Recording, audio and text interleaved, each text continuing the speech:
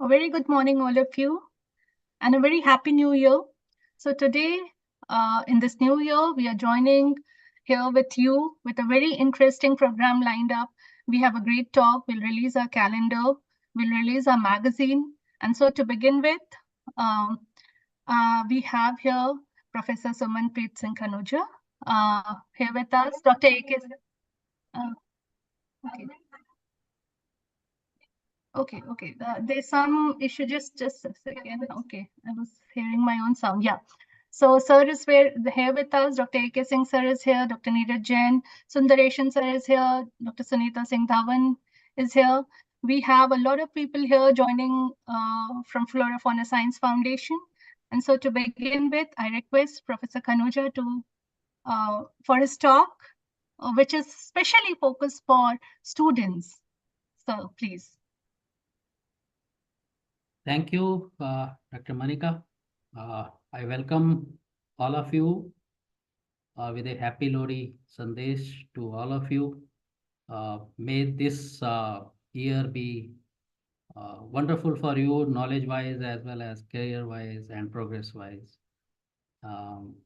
When we start the year, we always try to bring the knowledge component into it, and also the activities of Flora Fauna Science Foundation becoming visible to everyone. So I welcome Dr. A.K. Singh, Manika, Neeraj Jain, Sunita, Sundaresan, and I can see many others, Mr. Ramakant Lalka, Dr. Archana, Dr. Ujwal Goda, Murugan, Prabha, and many others. I welcome you all. They are all from various institutions and also from Flora Fauna Science Foundation. I also wish you in advance a very happy Makar Sankranti and all the festivities that are going to come up now with this new year of India coming up.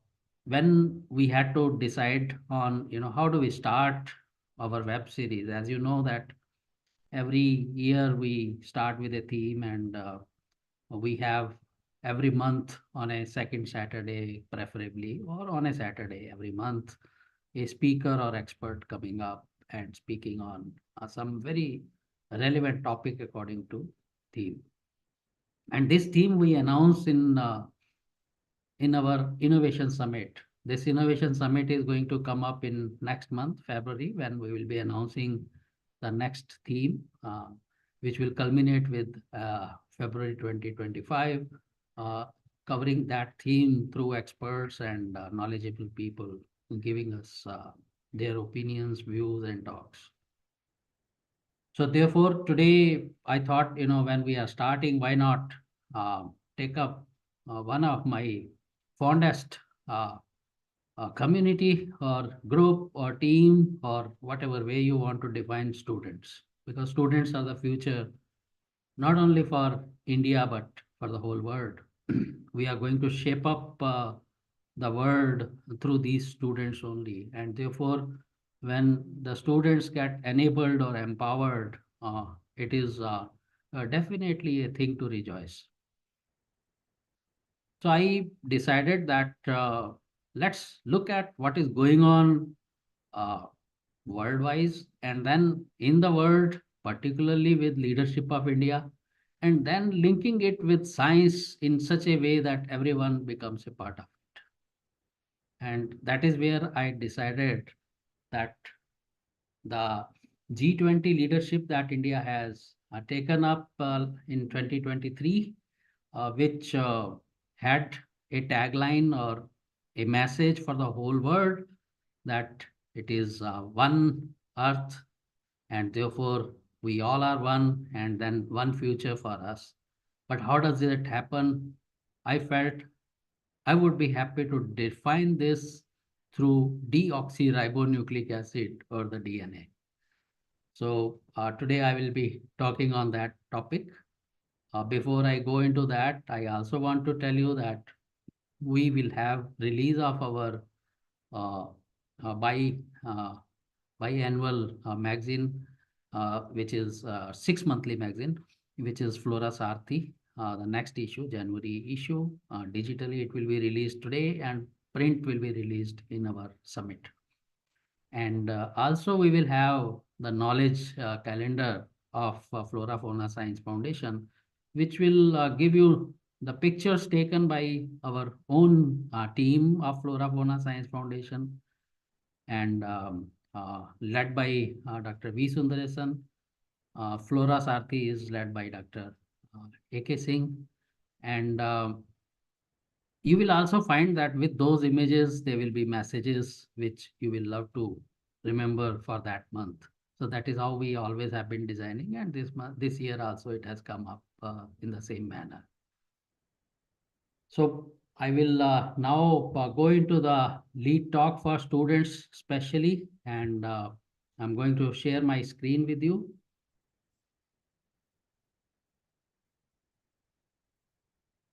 Is that visible, Anika? Yes, it is visual. Full screen, no? Yeah, full screen. Okay.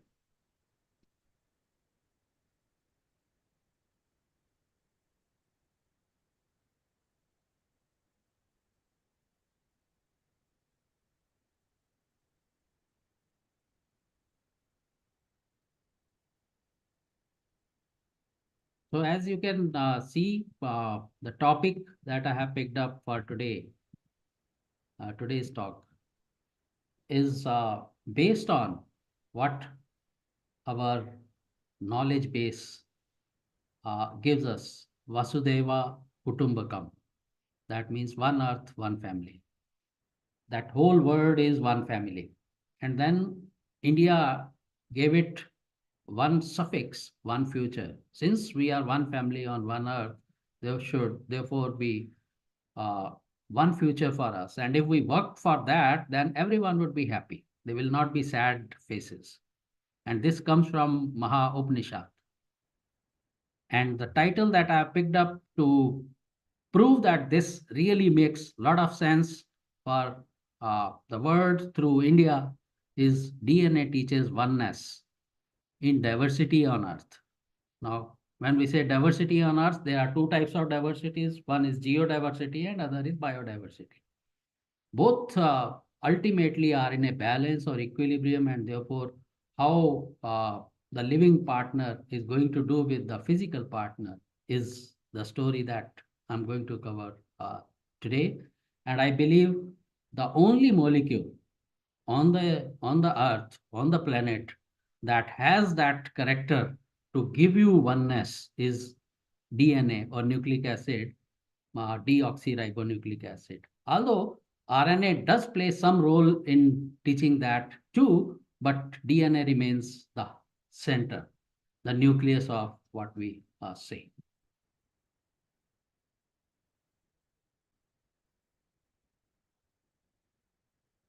Now, if we are talking of one Earth, which is our planet, and if we take that as the base, it has two distinct facets, geosphere and biosphere. Geosphere is physical part, that is soil, water, air, and beyond, everything that you see physically. So that's what determines even climate, environment, ambience, and so on.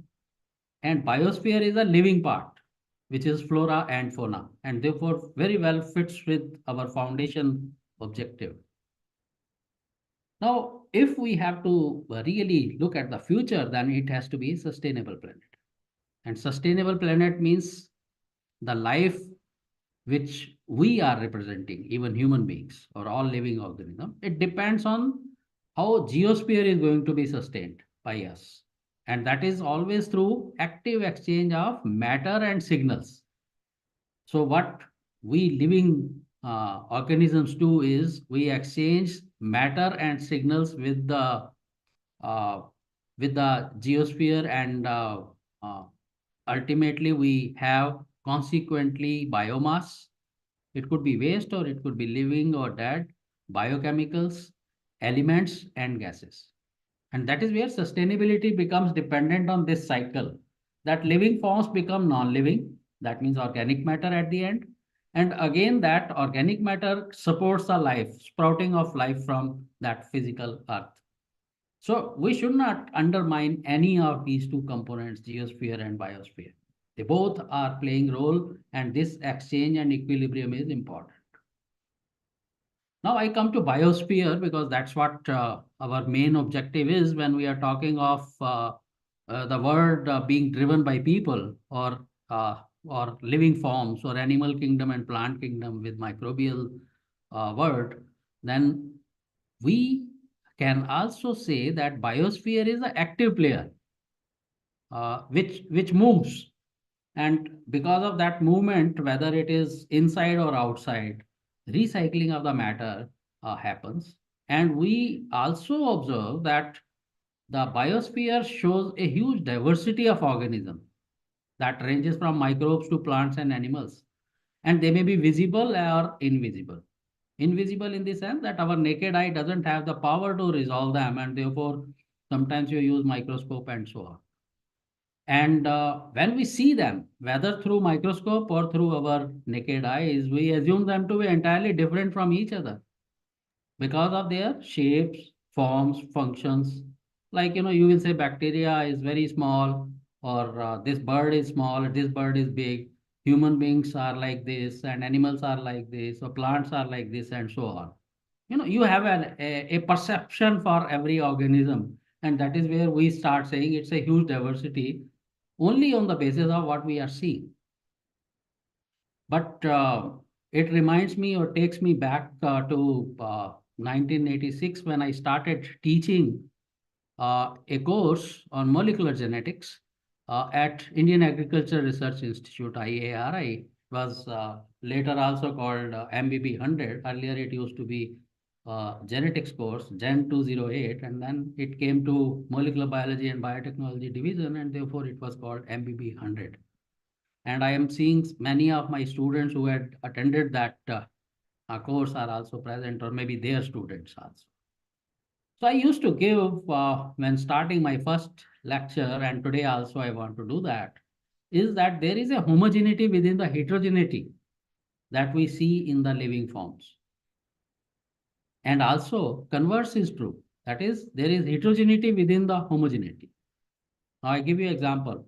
Homogeneity within the heterogeneity means that if we chemically look at the cells of plants, animals, or bacteria, they are almost having same macromolecules, and even percentage wise their composition remains the same with lot of water content. And when I say the opposite, heterogeneity within homogeneity, then you can even differentiate between humans, right? One human to other human, or one particular agroclimatic or climatic zone people from another one, like you find in cold climates, different texture of even skin and so on. So you start defining them into categories. So that is where you say that although we all are humans, now if you compare all those whom you are differentiating on their skin color or on their hair type or on their uh, facial features and so on, but still you can say they all are humans because you can differentiate them from dog, donkey, or wheat, or pea, or a bacterium. So that's what it means. So I would say homogeneity in heterogeneity is the principle. Now here I give you on one scale, a tomato, a corn plant, pea pod, and a cow. Now if you see corn and cow, I have shown height-wise almost the same. Even pea reaching almost the same height or same size. Why did I do that? It is because I believe, and you also know, that the macromolecules that constitute these organisms, like proteins, carbohydrates, lipids or fats, sugars, your fiber, and all those things, they will be of almost same size, or maybe you might have a protein, like corn has a protein which is much bigger than the cow milk protein. So that means if I start looking at the size of the molecules they have, then anyone is not small or big, they all can be same. And same happens when these molecules originate, or we look at the origin of these molecules, that is genes. And those genes also, you find the size of the genes is again matching. And therefore, there is definitely a homogeneity in the heterogeneity. I'll further elaborate, but at the moment, I want to just bring you to the macromolecules which all the organisms have. And also for the reason that we all are like this. This is flora and fauna. Now, what you are seeing in middle two blue animal and plant cells, on left in gray scale, it is bacterium, and on the right extreme, you are seeing a virus. Now, they all are like this, and if we look at it, we have in all the DNA, the DNA, the DNA, the DNA. So DNA is present in all, and we will also further go into analysis that how this DNA is one, while we are saying other molecules are not one. And this DNA in all organisms is a double helix.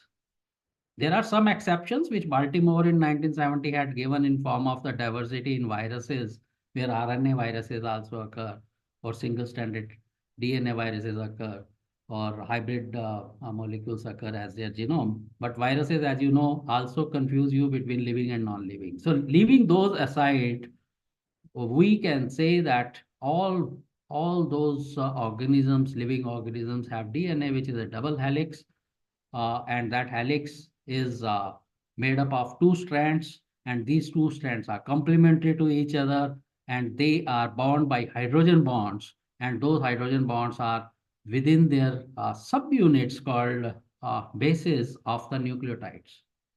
So that's where we have a total homogeneity in not only having this molecule, but also perpetuation of that, which I'll again explain to you.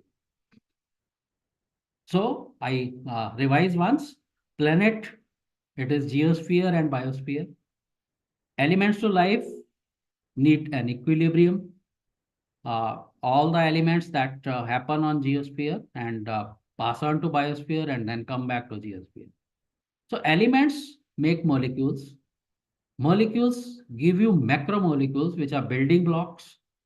And building blocks, molecules or macromolecules give you cell parts or cell structures, and cells give you tissues, tissues give you organs, organs give you parts, and parts combine to give you organism, which you start identifying through your naked eye as human being, donkey, dog, wheat, uh, pea, or bacteria, and so on, whether you use your naked eye or you use your microscope. So that is how these all are made up of. So again, a homogeneity. So let us break it up. Now, when we break it up, we can go deeper into it. And as I mentioned, these macromolecules, which constitute the cells, they are architects of life. And main four macromolecules are important for us to understand life: carbohydrates, lipids, proteins, and nucleic acids. And in nucleic acids, you have deoxyribonucleic acid and ribonucleic acid, DNA or RNA. Now, building blocks of these macromolecules, I am talking of these four. Sugars are the building blocks of carbohydrates, fatty acids for lipids or fats, amino acids for proteins, and nucleotides for DNA, RNA. So that means they also have units with which they are made up of by polymerization of them sequentially or in a particular pattern and so on. Now I take you back into the beginning of genetics. You all must be aware of the Austrian monk called Gregor John Mendel. Now, Mendel is father of genetics, as we all say, and it is true too. It was in 1865 this journey began. He was growing garden pea in his kitchen garden of the monk, of the monastery. And that is where, being a very keen observer, the true nature of a scientist is that scientist must be an observer, and keen observer, and deep observer, and precise observer.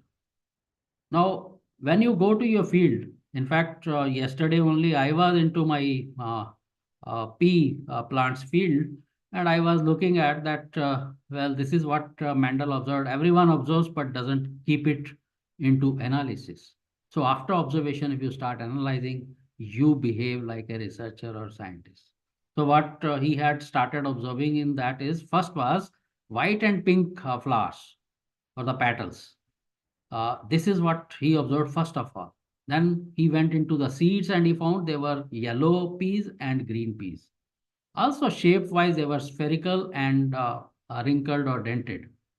And pod shape also, he said, inflated, full, you see as if it is filled with air, and constricted, where you see even start seeing shapes of the grains becoming visible to you, or pod color, and so on. So when he started looking at it, he thought, now, if I take one of these and then sow the seeds, would it again make the same? And he found, yes, most of the time it was happening. But then he also found that there was some segregation happening. That purple could give rise to white also along with the purple, or spherical seed could give rise to spherical as well as dented and so on. So then he gave a theory. And theory was that this is due to factors of life and factors for inheritance from one generation to other, and they occur in pairs. And he hypothesized that during gamete formation, these factors separate from each other, and then when embryo is formed, they again combine, and they can combine in any manner, and therefore you see different segregation or independent assortments happening, and that's what later became law of segregation and law of independent assortment. I'll not like to go today into all this in detail, but any of the students who would like to discuss with me, I'll be very happy to do that, so that you understand the basis of everything today you are doing in biotechnology or molecular biology and so on. The whole life depends on genetics. So therefore, it is mandatory that every scientist, every researcher must understand genetics, and the base of that genetics is lies in Mendel even today. You can just see here that he did this hypothesis, which became laws, but he gave in 1865, submitted a paper because he was not a professionally recognized researcher. His paper was not accepted, but in 1900, a group, Hugo de Veris and others, they rediscovered it, and then it became laws. So hypothesis became law, but at that time, Mendel was not there. But that's what a keen observer or keen scientist has to be. It is not with degree, PhD or MSc. It is with your observation power and analytical power that you become a scientist. Now, this then came later, obviously after rediscovery of Mendel theory, Sutton and Boveri. They gave chromosomal theory of inheritance. They said that there are chromosomes in each organism, and they separate and then combine. And obviously then it started relating with factors which Mendel had defined. But later with linkage discovery, it came out that on each chromosome there could be many those factors. And therefore, the factors which he had mentioned actually came out to be genes or loci. And those loci on a chromosome, they may be, let us say there are 10 chromosomes. On 10 chromosomes, they'll be distributed. And therefore, you will have the one chromosome, let us say chromosome number 1. All those factors on chromosome 1 will show the same pattern. Chromosome 2 will show another pattern, and 3, and so on. So chromosomes got related with factors, and ultimately today we say that genes are the sequentially arranged identities or loci on a chromosome. Going towards molecular analysis. Now this is again a very historical experiment. Today I'm not going to talk of things that have gone into development, but I'm going to tell you how the thing started from scratch. And Griffith's experiment of transformation in Staphylococcus pneumoniae. Staphylococcus pneumoniae causes pneumonia in mice. So he found that there were two types of strains, which under microscope you could see. One looked very smooth, the cells, and other looked rough. So when you, in fact, smooth cells of the Staphylococcus into mice, the mice develop pneumonia and they die. So if you take one mouse and inject into it a smooth strain of Staphylococcus pneumoniae, it develops pneumonia and dies because it causes disease there. But when you inject it with rough strain, it lives. There is no disease. So, immediately looking at it, one would assume, oh, there is something on smooth cell. And what is there that on smooth cell? It's a cell wall which is smooth, and that might be the causative factor of pneumonia and not actually the cells. But then, an analytical person will go in a different way. What he did, he heat killed smooth cells and injected. And he found that when you heat kill, the mouse does not die, does not get pneumonia. That means after heat killing the cells, the ability of them to cause disease or virulence has been lost. And when you mix rough strain living with dead or heat killed smooth cells and mix them and then inject, mouse dies. That means now rough cells have got some ability to cause disease. So what is that? So that factor was called transformation factor.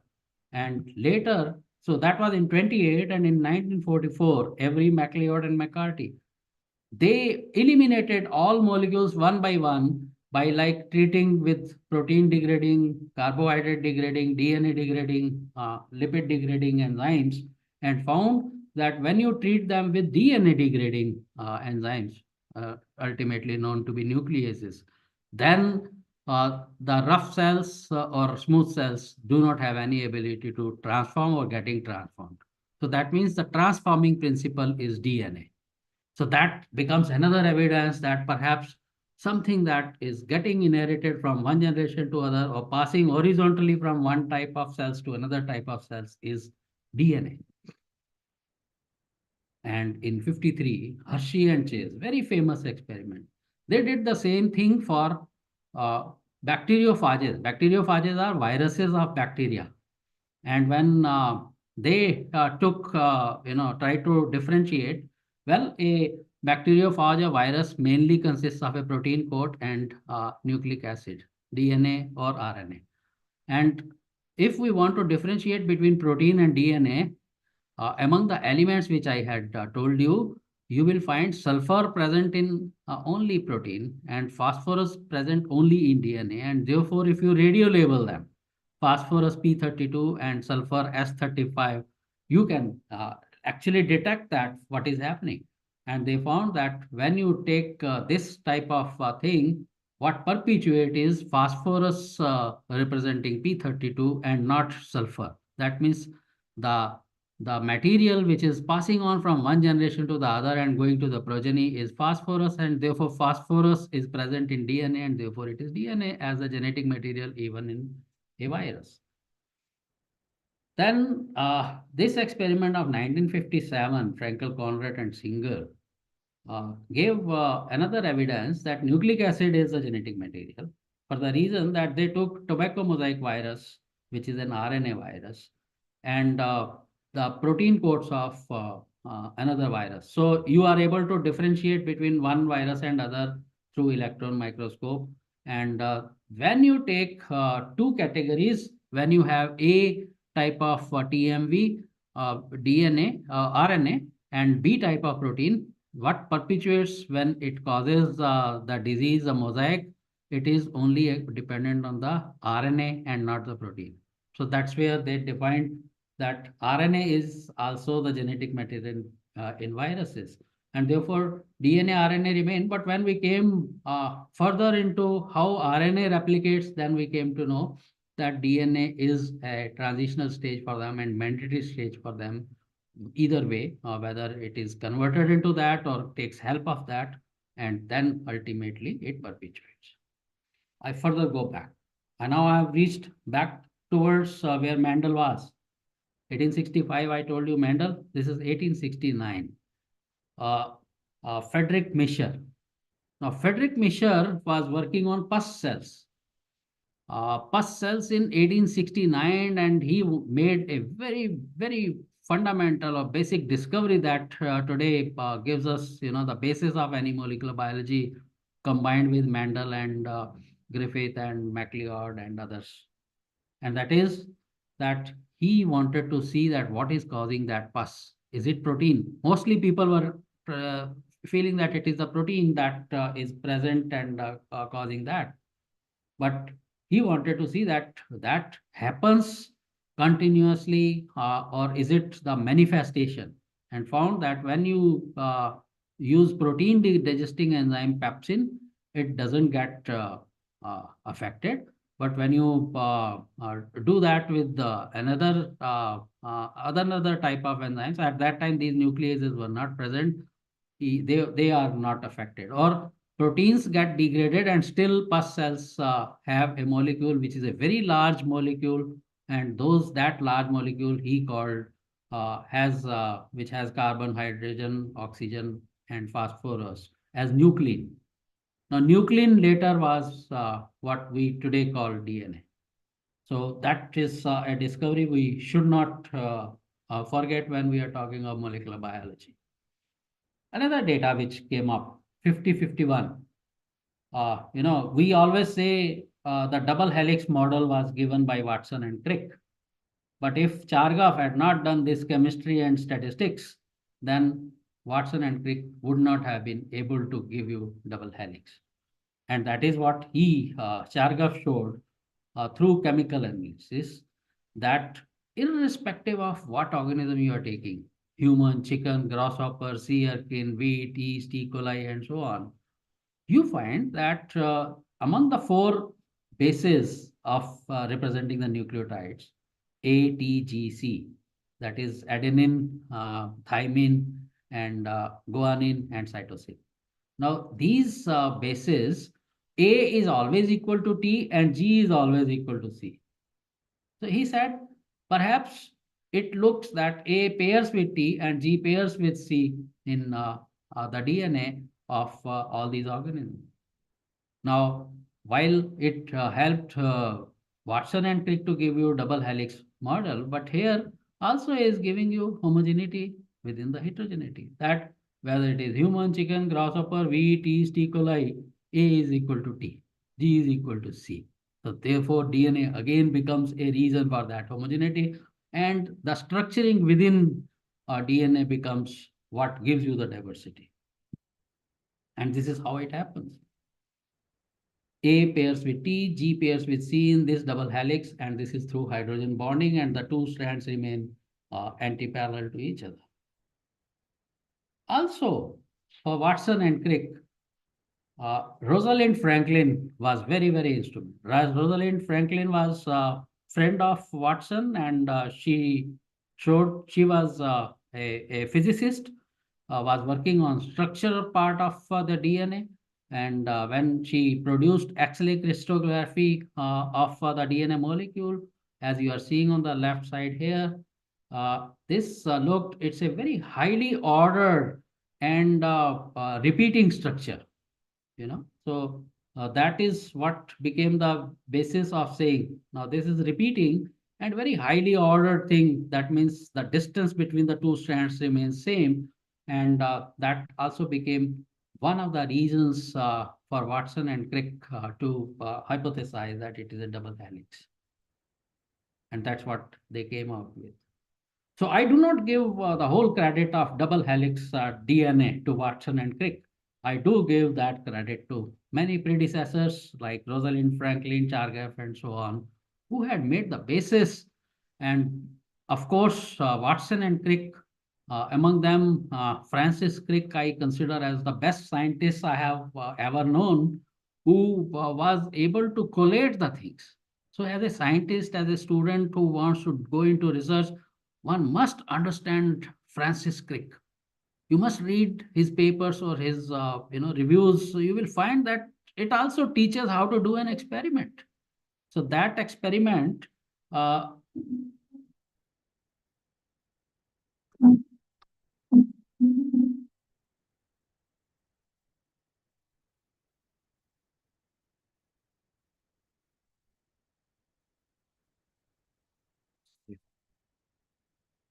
Yeah, so that those experiments, if you want to design, even if it is not of genetics, so even if it is not of molecular biology, Crick tells you how to make controls of an experiment. And then after getting data, how to interpret it. And Watson was good at modeling of putting the structures into models and also working out its functionality. So this team really made the things interpreted at their 1953 model, which gave them the Nobel Prize as well, through the data that others had generated and they themselves generated. So this double helix, now if you see, these are the people whom I will like to give credit. Nuclein by Misher, pairing data by Chargaff, uh, Avery and MacLeod McCarthy, who gave principle with the Griffith, having worked earlier on transforming principle, Rosalind Franklin, accelerator crystallography, and Watson and Crick, who ultimately converted that into a model which works. But that model functioning, particularly telling that how this replicates and goes into the next generation, came later by Messelson and Stahl, which you are seeing here.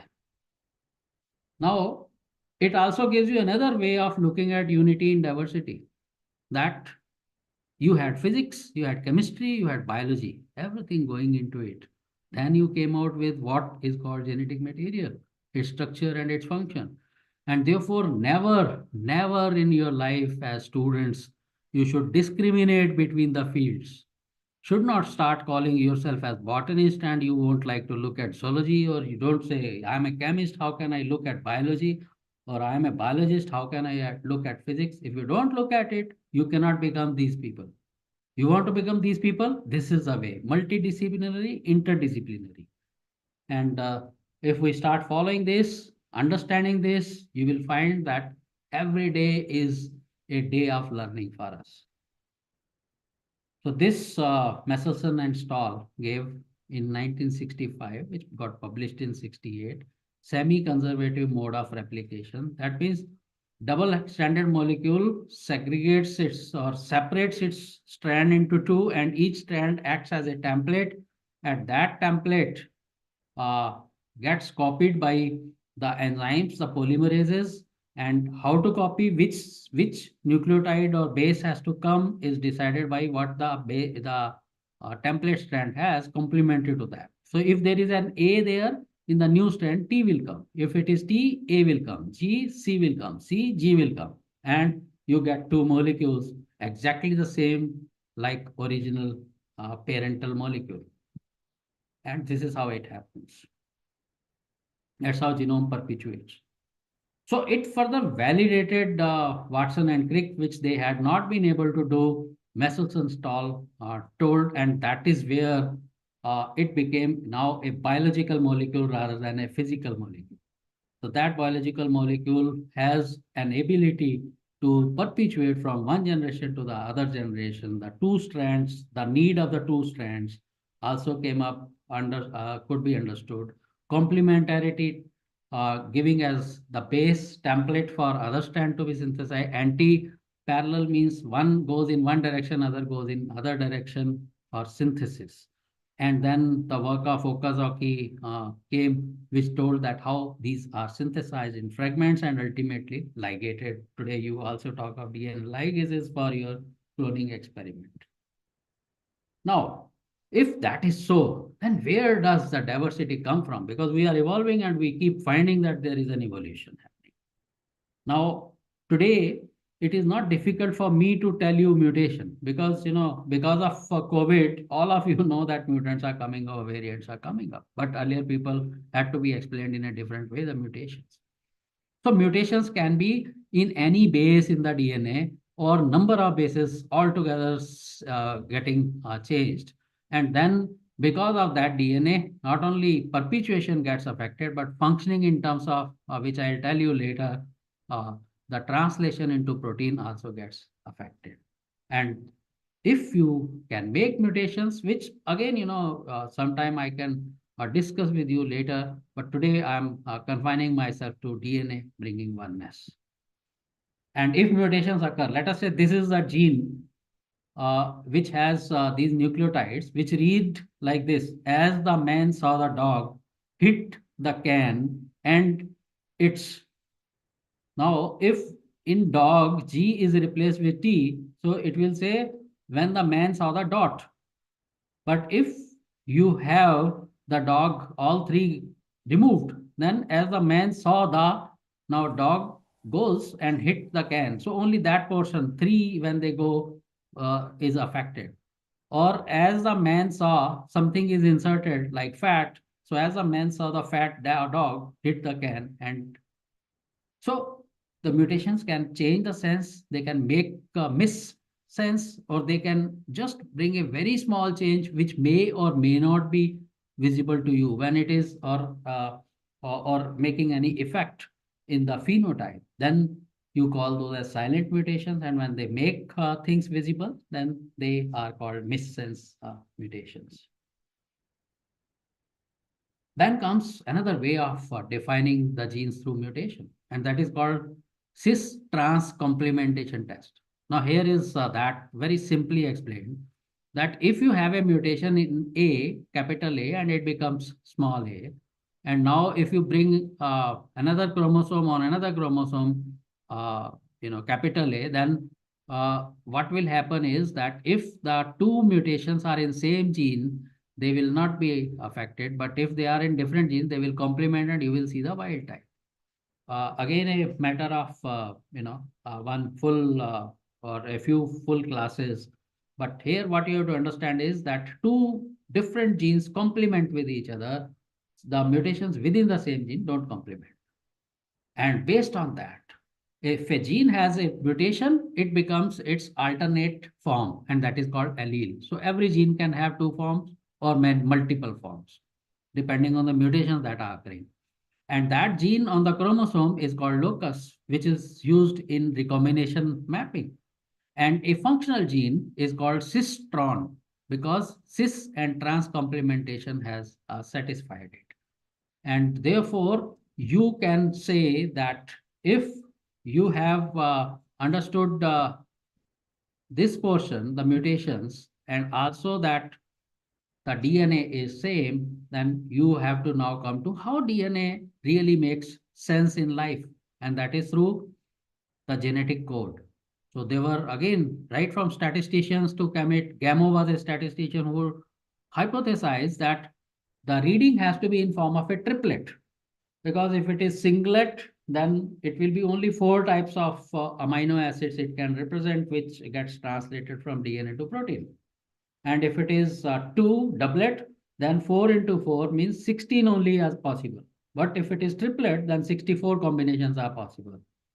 So he hypothesized must be 64, and there may be some common codons which may look different and ultimately giving you the same protein. And this is what you are seeing here as the coding dictionary. And when that DNA gets transcribed into RNA, which comes out as a single strand, which when gene is expressing, that RNA is translated into amino acids based on what it is containing, and triplets are read as amino acid representing message. And that's why it is called messenger. And ultimately you get the protein synthesized. Proteins become enzymes or structural proteins or storage protein, and they give rise to other metabolism like carbohydrates and lipids. So whole genetic code of all the organisms follows this rule by and large. And if we want to understand that, then let me give you this bioinformatics based data, that the genetic code is triplet. So a codon is a word in the sentence, or triplet like CAT is cat. Now CAT, what it will represent, that amino acid is going to come. So one codon is equal to one amino acid. And therefore, a codon is parallel to amino acids in a protein. Now, if we want to look at that size of the human genome, it is 3,000, 3 billion base pairs. Base pairs we are saying because 2 strands are there. So in a single strand, 1.5 billion bases. And Now converting 1.5 billion into triplets or codons, it will be 500,000 codons. That means half a billion amino acids representing words can be there.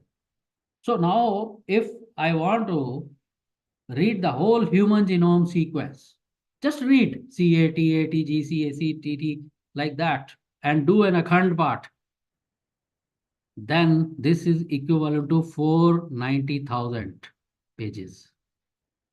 Now 4,90,000 pages. That means almost 500 to 1,000 books.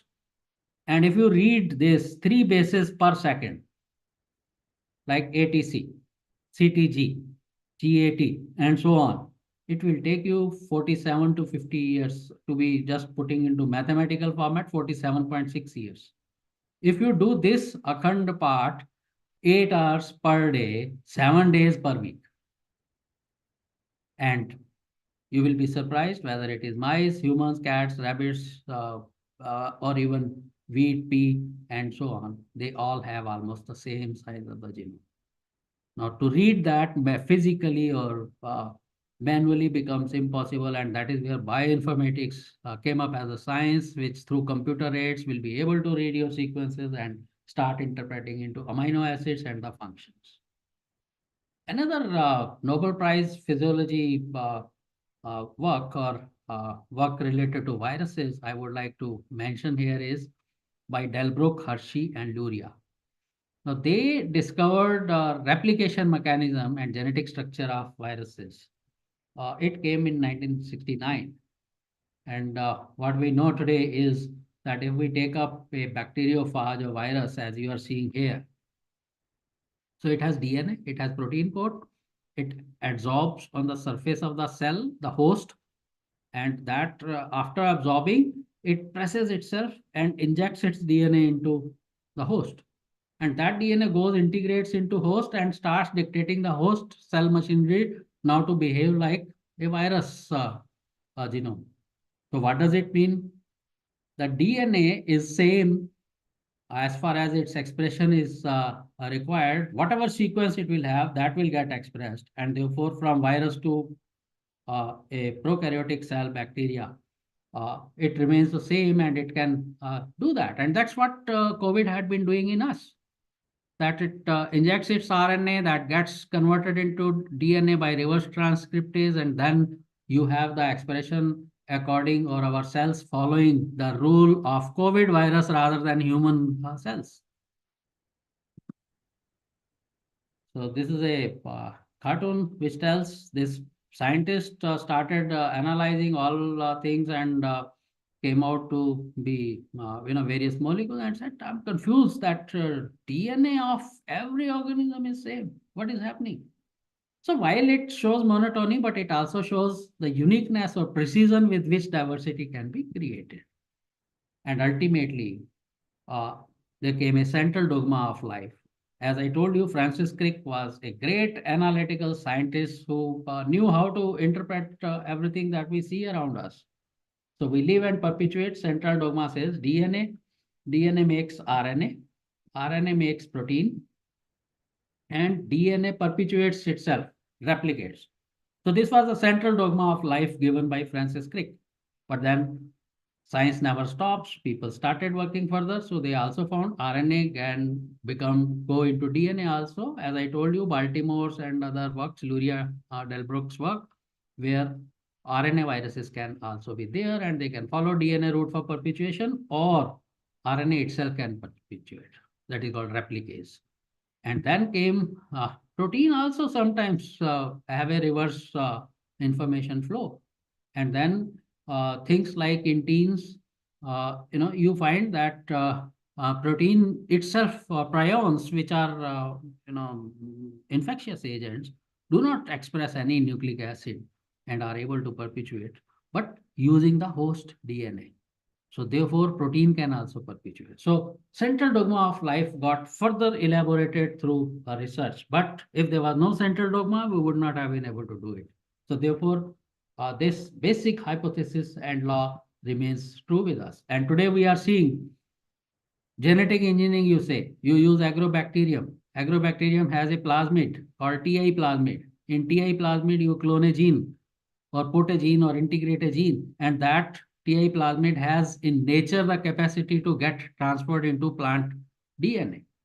So this is the TI plasmid. This is the DNA which you had put into its TI plasmid. It can go and integrate. So this is called tDNA. In that, you can also clone your genes. And then this tDNA basically dictates synthesis of auxins or hormones in plant, and therefore you see a tumorous structure or gall structure, crown gall structure. So if you disarm this to cause this tumor, you put your gene here, then you can do genetic engineering and your genes will start getting expressed in plant. So I had shown you viruses to bacteria. Now I'm showing you bacteria to plant or eukaryotes, prokaryote to eukaryotes. It is possible. And it's because of the DNA. And we have the examples. This is flavor saver tomato, genetically engineered. Its enzymes have been stopped to ripen fast. And that is through the introduced DNA. Or you have a Bt gene in cotton and it becomes resistant to pests.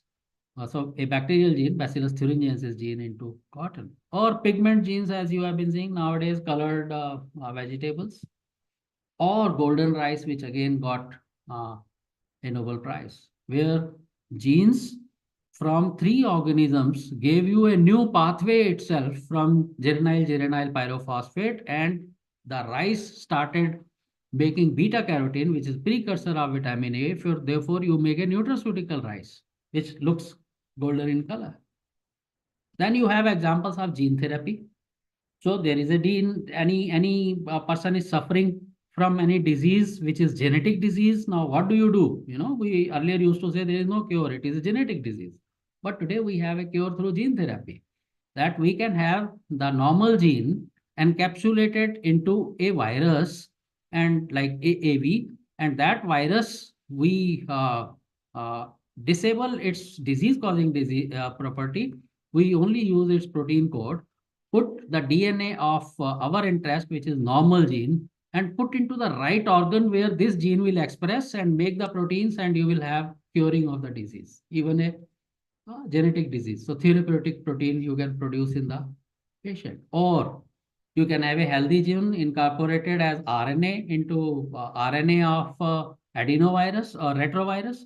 And then you know that these are the cells which are unhealthy cells in a tissue. In that you introduce this, and now that RNA will start giving you the expression in form of protein, and also following the cycle of the RNA virus, it gets incorporated into the genome of your unhealthy cell, and it makes it healthy. So this is gene therapy. Now here it is from one organism through a virus into the animal or human cells. And then you must have heard about cloning of a sheep called Dolly. Now this is again a path-breaking research, but again based on the capability of DNA. So you take mammary or udder cells. Udder cells, most of the genes are not expressing there except for mammary gland cells and gland functions. And what you do is you take those cells and now take egg. You want to clone it. So you want exactly the same thing happening.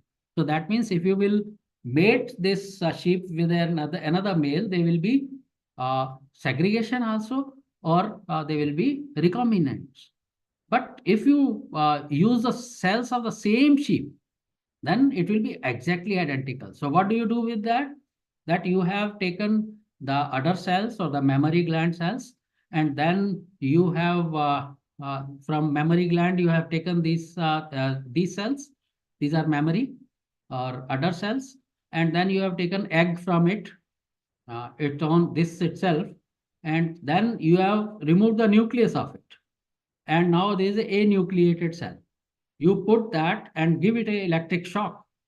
So now what happens is egg has the capacity to provide the ambience or environment or a phenotype which is to behave like embryo if it is a diploid. So since you have the nucleus coming from this itself, this will start expressing, and it is like now it becomes a hybridized or fertilized embryo, which will make a sheep, and that is how Dolly came up. This is how you enucleate it, you protrude it out. And this was expressed, this was the cover page of Time magazine, which came up, which said, will there be another you, Dolly? Now, today we know there was a Polly and many others. So this is because that DNA which is there in the nucleus, you are able to do. Not only that, look at this, microbes and humans. Now, microbes constitute 90% of our cells. We are only 10 trillion out of 100 trillion. 90 trillion are the microbes that inhabit in us, that is called our microbiome. And these determine the expression of our genome in the right way by helping and preventing many adverse conditions.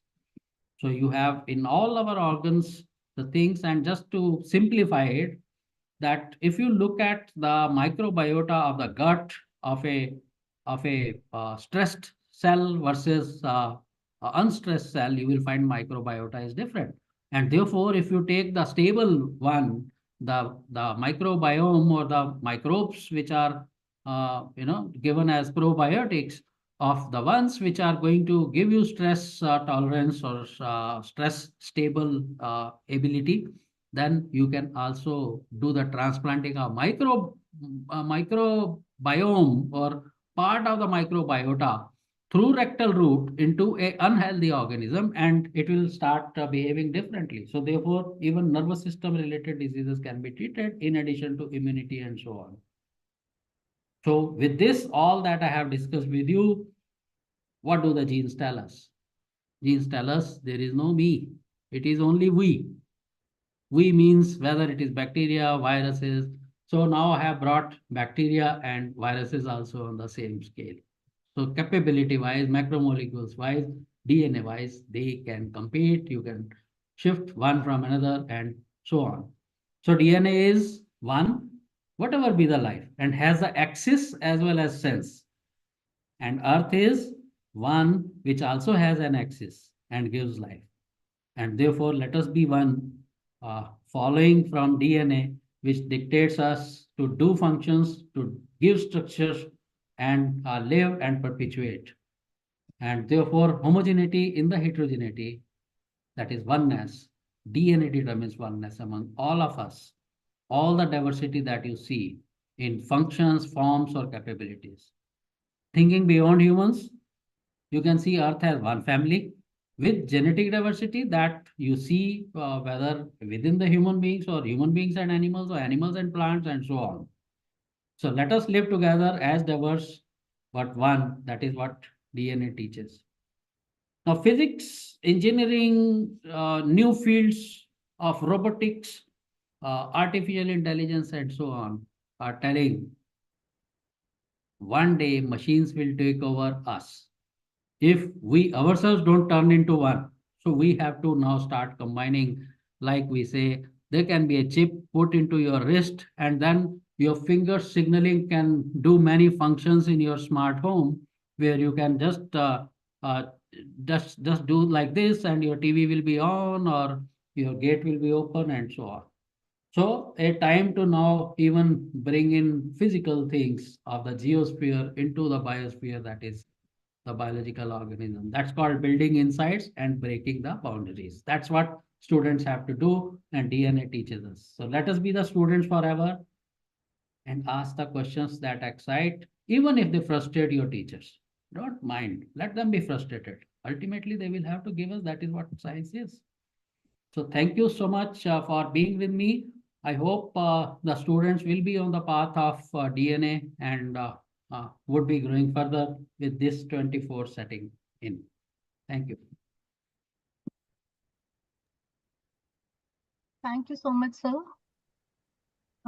Thank you for this very special talk. And now we move forward to release our calendar.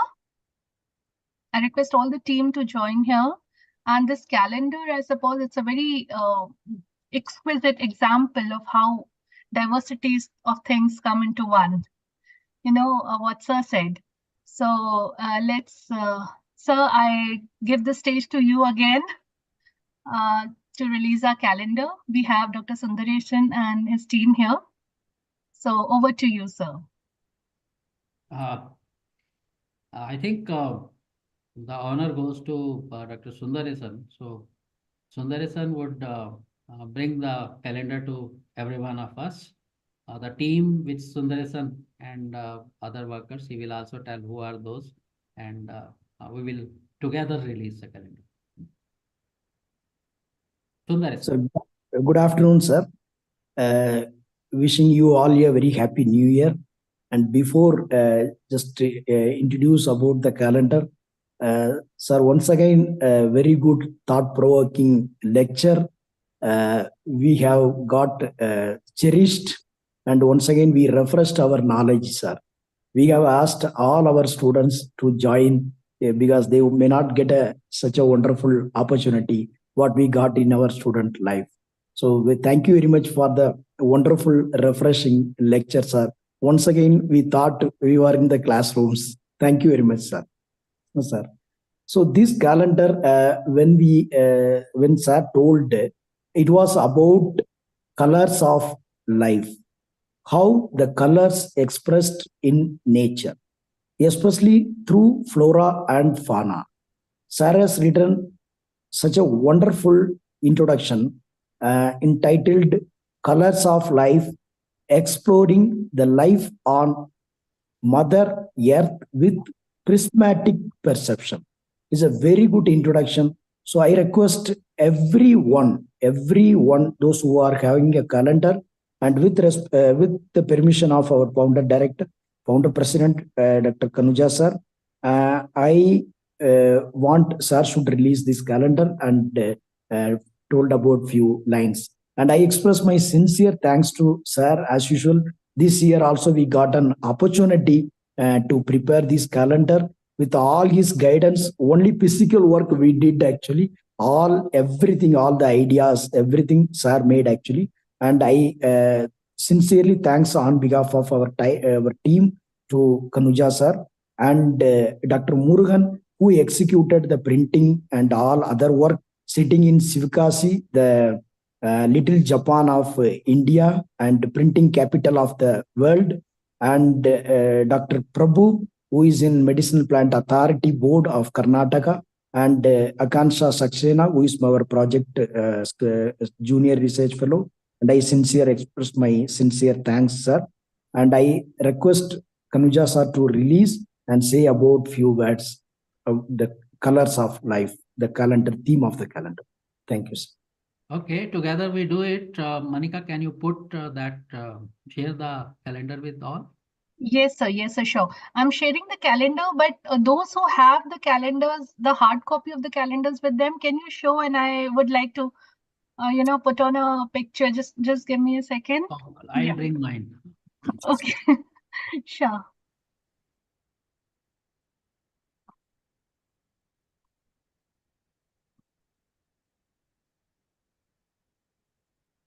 Ashutosh sir is here. He's one of the key person to be involved in the calendar making. So, we have a lot of calendars there. Yes, that's what I was talking about. Yes, sir. Thank you, sir. Thank you. So, yes, I cannot see sirs. Yeah, yes, sir. Now it's visible. Thank you, all of you. Thank you. So now I put on the calendar slide. Just give me a second. Yeah.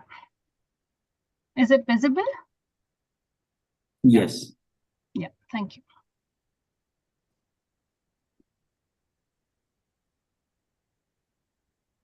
So as you can see, we started with the rainbow of life, and I requested Sundaresan and team to be like Mendel, observe in nature the differences in colors, and then express it in form of this calendar. Now, as you will see, each month has a different picture representing flora and fauna. And also, I have attempted to give it a quote for each month. And as you will read down there, that what these functions are expressing as the beauty that you are seeing in colors, it is represented in these quotes. So first quote today we have is nature teaches competition with self, and that is the ultimate. Competition with others is not ultimate, it is with yourself, and that's what the color pattern of this shows. As you will read this text in each page, you will really enjoy that. And all those who are present today can request for a digital copy of the calendar that will be sent to you. Now, as you can see here, it is convergence of thoughts that we felt would be the vision of magnanimity. It looks like a crown, isn't it? So that's how we have tried to give the quotes. Yeah.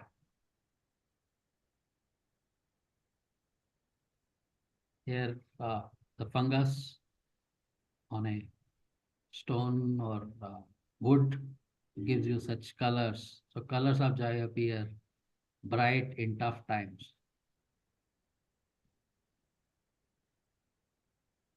Yeah, here this bird is trying to think to fly, and the firm foot on the ground is essential to know how to fly in the sky. That's the message we get from this. Here, oneness comes again. I was talking about oneness. Now here it is all green, but still there is a diversity in parts, and it's a beauty in itself.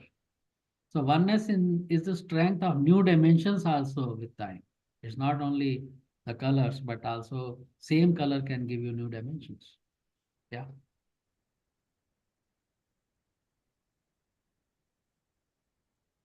Idolphia serpentina. Now, you have seen flowers only most of the time, but here come the fruits, which again give that sincere actions to bold results. Look beautiful. A crustacean will take challenge, makes even harshness a pleasure. So these crustaceans teach us that.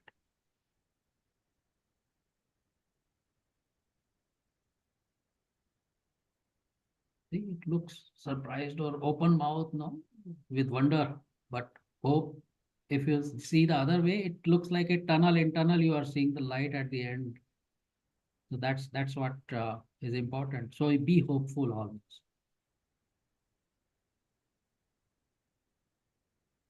Now this is a shine in these beetles, and it's beauty from within that makes sense. We have to learn that. It's not cosmetics.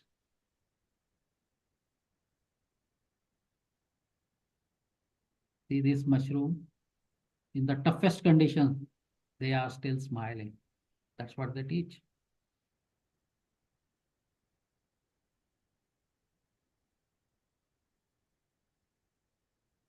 It's to rise, we need to learn climbing relentlessly. It looks, everyone is going up.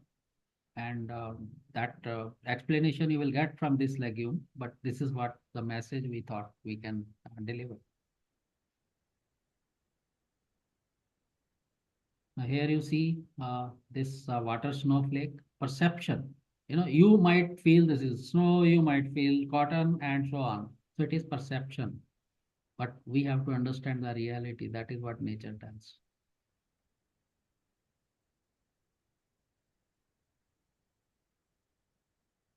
And here you see, from very dense thing to just almost diffusing out. Infinity is the conversion of apparent end and new beginning. So that was January 25. So, the last one. That's why we said, which appears to be the end, it may be a new beginning. So I congratulate the whole team. Can you put the team page, Manika? Yes, sir. So in the calendar itself, yes. Yeah, calendar. Yes, just for that. Last page. Yes, sir. Yes, sir. So this was the last page, I can say. Yeah. Bring it a bit low. See, here people have contributed and we have given their names also.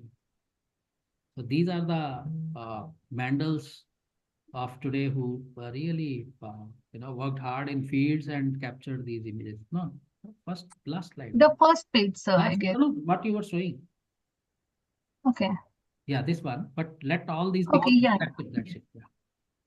So you have Sundaresan, Murugan, Prabhu.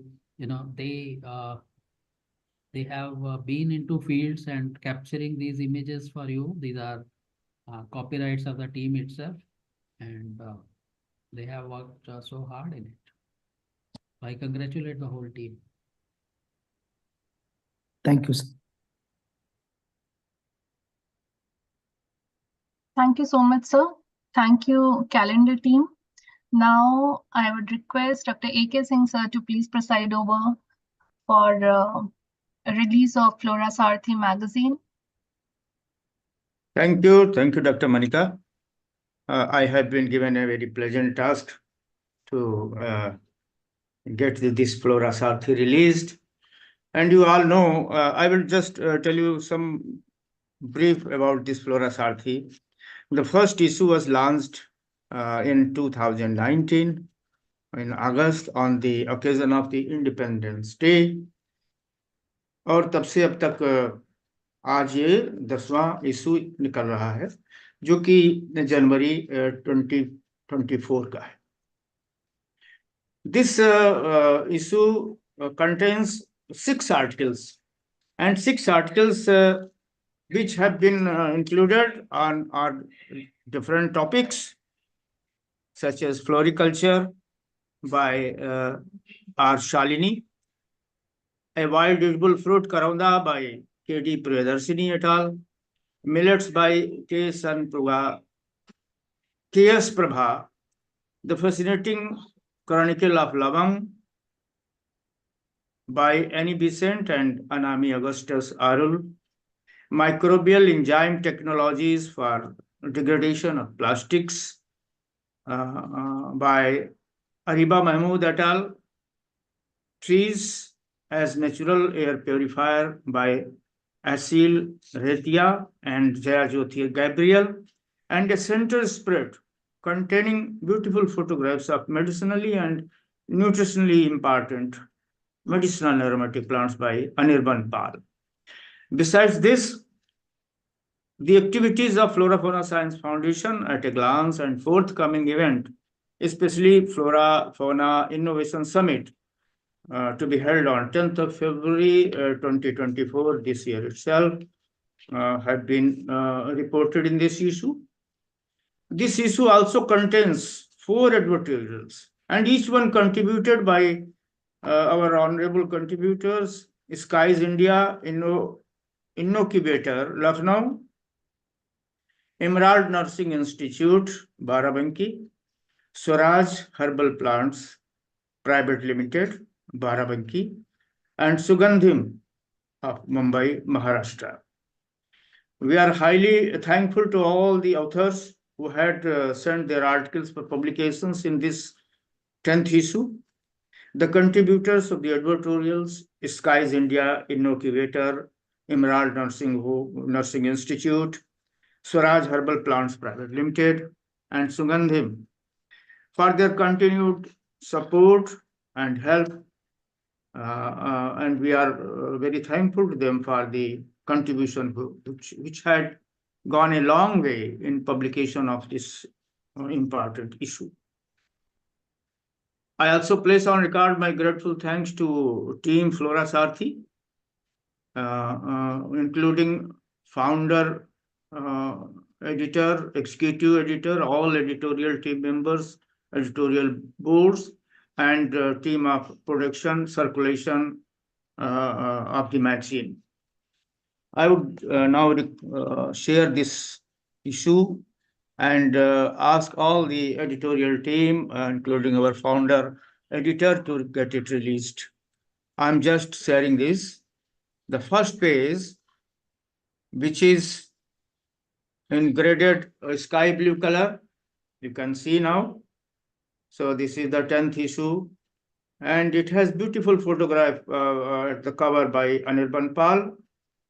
And also the logo of this FloraSarthi design by Joyce Suman Khanuja. Here is the team. Our founder editor, our chief editor and executive editor, Dr. Sundareshan, editorial board, Dr. Abdul Samad, Dr. Neeraj Jain, Dr. Soni Gupta, Ashutosh Shukla, Anirban Pal, Dayanandan Mani, Manisha Singh, Sweta Agrawal, and N. Manika. And production and circulation team, Dr. Rajesh Verma, Mrs. Anita Yadav, and Dr. R.P. Bansal. So I thank all of them for their continued help and cooperation for bringing out this issue. As I have told you, this is a list of the articles and the content of this magazine. And you have already heard about the DNA teaches oneness in diversity.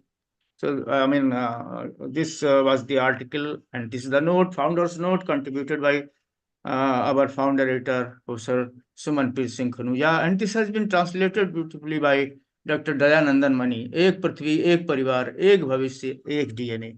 So I think this will be a very knowledgeable piece of reading by all the students and researchers and all of us.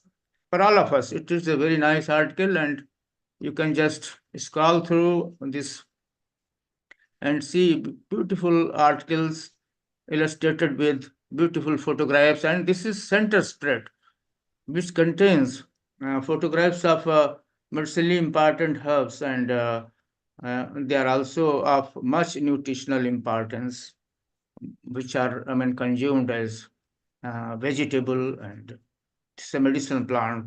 This is Pashan Vedar Coleus barbatus. Then, as I had told you, and these are some of the plants which are valued as air purifier. It's a beautiful article illustrated with beautiful photographs by a team of authors from Loyola College, Chennai. So this is a very good article. You can just see. And then activities of foundation, and this is about which I was just talking, that this is the forthcoming event. And you are all getting registered yourselves, and you are also nominating your students and farmers and entrepreneurs doing innovative work to participate. And this is being organized in collaboration with the CSJMU Kanpur, and this is going to happen on 10th of February. Please note down this date in your diary and make it a success. Then here is the advertorial by Skies India in Innocubator. And then Emerald Nursing Institute. This is in Barabanki, headed by Mrs. Anita Yadav, our honorable member, and Mr. Bhupendra Singh of Swaraj Herbal Plants Private Limited. They are very renowned fabricator and person of repute in fragrances and flavors. And then Sugandhim, so Nishant Aromas, very famous supplier of air and aroma care, bath and body care, natural essential oils, and so many useful products all over the country and abroad also. So we are thankful to you all, and this magazine will reach you in digital form in a short while from now. To all of you, to all the members and our knowledge board members, contributors, and its physical release, printed magazine will be released, as our founder president has told you, in the forthcoming Flora Fauna Innovation Summit on 10th of February. So thank you very much once again. Have a good day. Namaskar.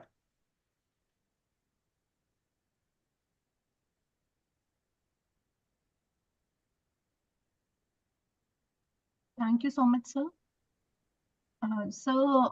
I again request Professor Kanuja sir to please say a few words about this FloraSarthi magazine, because it will be incomplete if we don't hear 2 lines from you about this magazine. Thank you, Monica. Well, all of you know that this is the 10th issue of FloraSarthi, which has come up.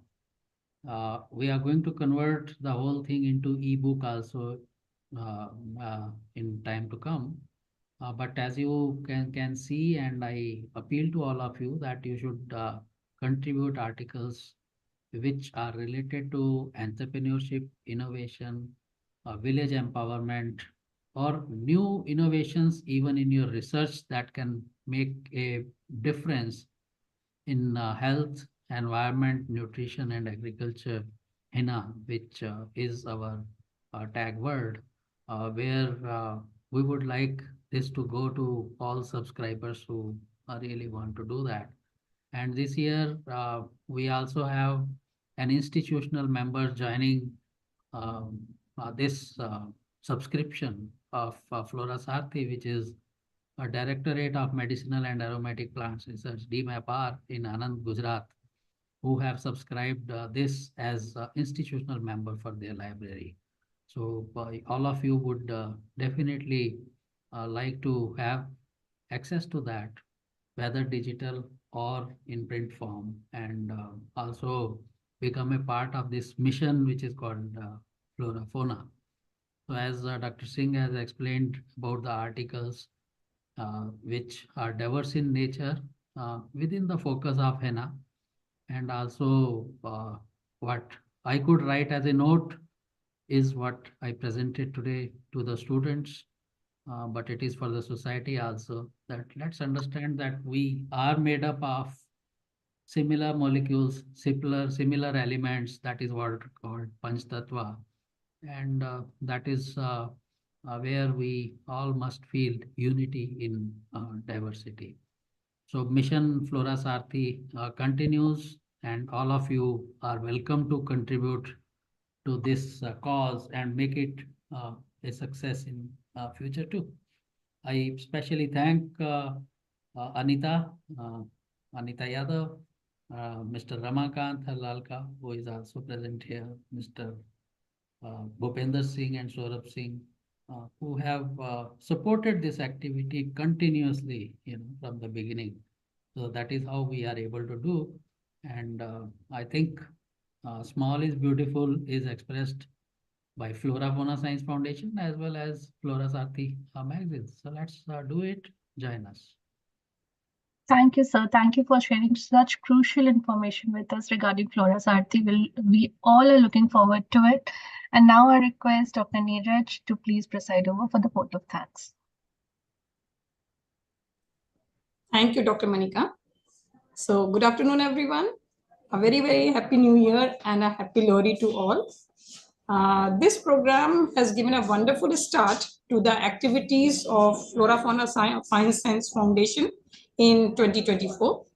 I would first of all express my sincerest gratitude to our founder president, Professor Sumanpreet Singh Kanuja sir, for such a wonderful starting lecture. And some part of it I remember from when I attended the first seminar in CMAP as a student. And it was an eye-opener for me over there, because there were a lot of things that we had studied in the books, but definitely did not enter my mind. And again today, when I saw some of those slides and the more, again, it was a learning thing back to the classroom, as Sundaresan sir said. So sir might put the same slides or additional slides. It is always something new over there. And I hope everyone would agree to me. Mr. Ramakant Halalka sir had also said that he always learns from what sir said. So it is a golden opportunity for every one of us to listen to you, sir. And thank you very much, sir, for the wonderful and insightful lecture. And now I would like to thank Dr. Sundaresan and his team for bringing out the calendar. And again, it's a wonderful calendar, and it is, of course, under the guidance of founder president And it has been, and when I was seeing the different, because I just still have to get a hand over the hard copy, but I was very intrigued by some of the photos. I just want to have the hard copy and put it on my table so that I can see it every time. And now I would like to thank Dr. A.K. Singh and Dr. Sundaresan and his team for bringing out the 10th issue of FloraSarthi. And since I'm a part of that, so I know as such that lot of effort goes into bringing out this, either the calendar or the FloraSarthi. And there may be, in numbers, you might see there are only 6 articles, but those 6 articles are just work of creation and art. And they are like, everyone who reads them would definitely get very knowledgeable information from them. And I would like to put my sincerest gratitude to Dr. Manika for smoothly organizing and conducting the program. Yes, but before that, I just missed out. We thank our advertorial partners, as just said, because they are our big supporters in all our endeavors that we do, and especially FloraSarthi magazine that we bring out. My heartfelt gratitude to all our Flora Fauna Science Foundation members and our audience, whose contribution, not just in audience, but in all our endeavors that we do, they give us motivation and strength in all our activities. They are always there with us. They are our biggest supporters, and we get the energy from them to do our activities in the best way possible. And also, as just now Dr. A.K. Singh sir had shown about our upcoming summit, the FFSF on 10th February. So we request our audience and Flora Fauna Science members, foundation members, to please register and also be a part of the audience on 10th of February for that summit and make it a huge success. With this, I thank everyone for joining in.